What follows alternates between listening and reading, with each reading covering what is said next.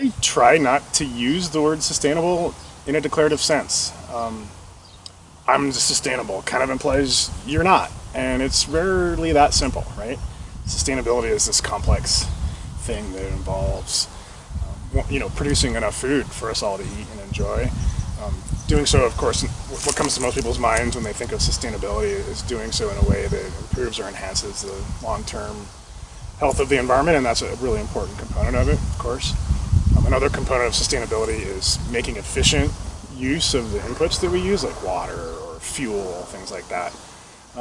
Sustainability also encompasses social dimensions, so like quality of life for workers in the food system.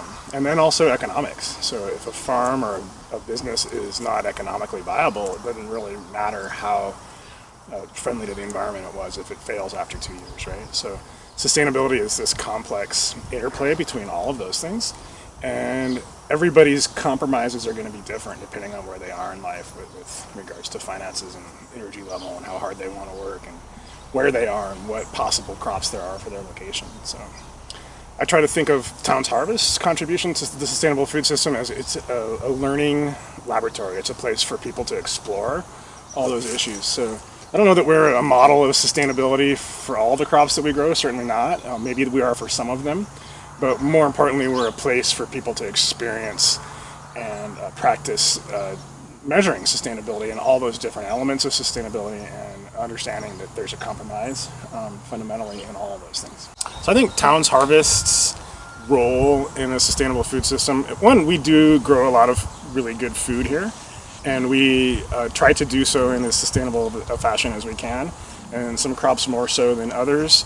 But I think the most important part of it all is that we provide those opportunities for students to experience what it takes to grow food, see how much work it takes in a low-risk environment. Ask the question of, this is the question we ask every day in classes: could I pay myself a living wage to do what I'm doing right now? So to answer that question, in some cases the answer is yes, but maybe it's not as simple as people might think it would be. Provide a lot of really good food to the community and address one of the sort of issues in the local food system, I think, is a misunderstanding about the seasons of food production. So it's really fascinating and it's amazing that you're able to go to the store and purchase spring salad greens and baby carrots and full-size carrots and winter squash and apples, all really without any regard to what season it is. Organic, if you wanted to pay for it, and all of pretty good quality. In a place like Bozeman, Montana, where we have a really limited growing season, difficult weather of all sorts every month of the year,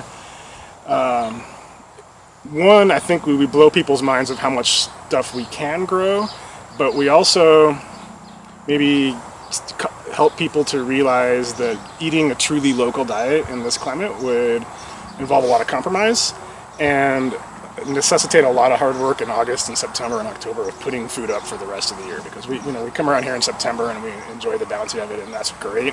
But if you want to eat fruit through the winter, you need to freeze it or can it or do something with it, a lot of it this time of year. I think we should pursue vegetables that taste good, because then people eat more of them. Carrots in your grocery store year round is a cool thing. Carrots happen to store really well. So I think, like us having a sustainable local carrot eating going on in Montana would entail us storing carrots for months, and carrots can store for months, and that's one of the cool things about them. Many of the carrots you would buy in the grocery store were intentionally grown in sandier soils that don't hold nutrients and water well, because it enables easier harvesting. And the nutrients are managed for yield and quality, and there's a whole science behind that, and you can buy carrots in the grocery store year-round that are pretty good. We can grow better tasting carrots here. One of the things that makes this a great place to grow really good carrots, and winter squash have the same phenomenon, is we have pretty rich soil, but we have long days with plenty of sunshine, and then importantly, cool night. Fundamentally in plant physiology, during the day plants photosynthesize, which means make sugar out of sunlight, and at night they respire, they breathe. They burn that sugar up to do life's other processes, right? So if it's cold at night, they do less. and so they have more leftover sugar, and so they accumulate that sugar. Have these cool night temperatures come upon us, we're going to grow some of the best tasting carrots in the world.